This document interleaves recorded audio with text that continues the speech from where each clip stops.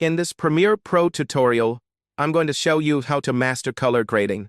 You aren't limited to changing the specific colors shown in this video.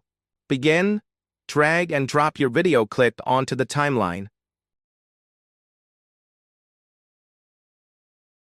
In the first, to create an adjustment layer, go to the New Item menu at the bottom of the screen and select Adjustment Layer. Then click OK. Next, drag the adjustment layer onto the timeline.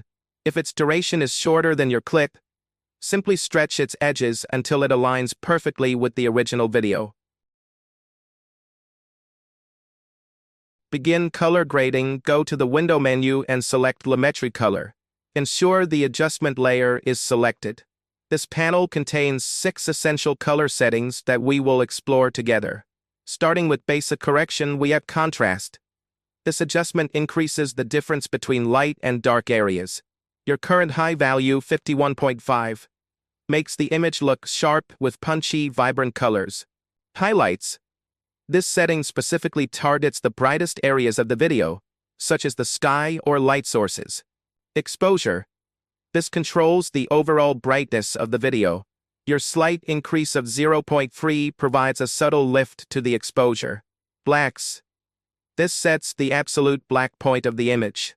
By setting it to a negative value, -10.1, you are deepening the shadows, making the blacks richer and more intense. This creates a more cinematic look by adding depth to the frame.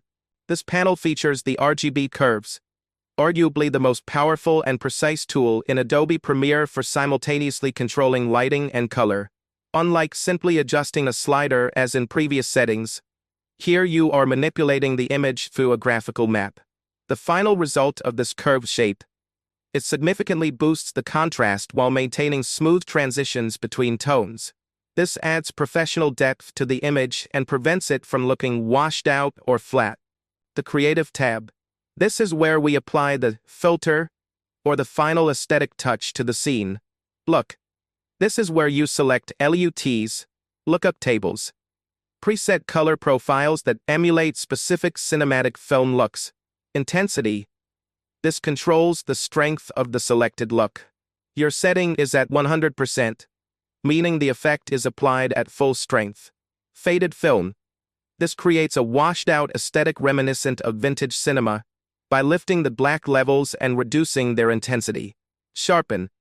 Enhances the clarity of details in the video.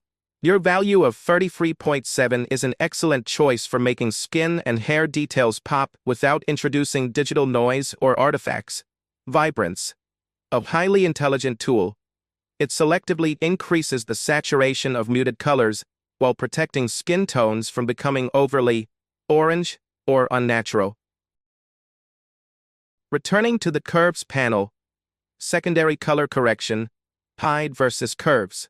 In the Curves panel, we find graphs for hue versus saturation and hue versus tint. These tools allow you to target specific color ranges and independently control their properties. Hide versus saturation. This tool is used to increase or decrease the vibrancy or intensity of a particular color. Your adjustment. You have enhanced the cyan/blue and green points of the spectrum. This selectively improves the saturation of the sky or sea, making them more vivid while keeping the red/yellow skin tones unchanged for a natural look. Hide versus tint. This tool is used to change the actual hue of a particular color, for example, turning lime green into a yellowish green. Your adjustment. You have made subtle changes to the blue and green color ranges, most likely to adjust the color of the water towards a turquoise hue or to unify the sky's color palette for a more consistent aesthetic. The HSL secondary panel in Premiere Pro 2026 is the ultimate tool for cinematic color isolation, allowing you to target and modify specific colors without affecting the rest of your shot. The key section, Targeting.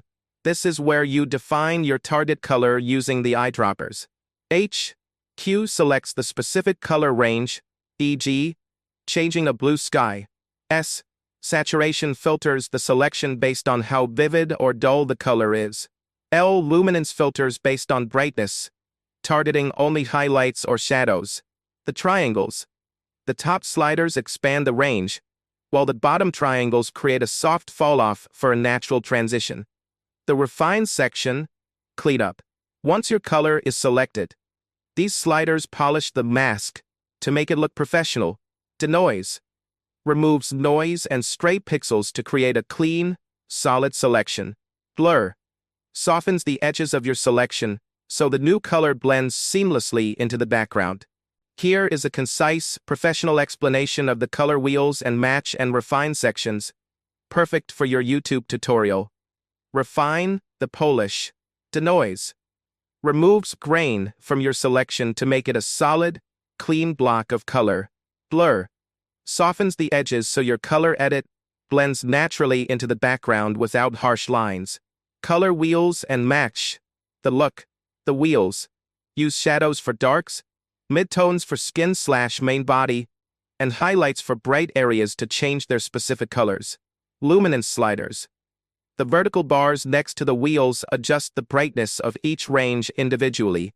Color Match uses AI to automatically match the colors of your current clip to any reference video you choose, saving you hours of manual work. You aren't limited to changing the specific colors shown in this video. You can pick any color you want and go back to the previous panels to tweak your settings at any time.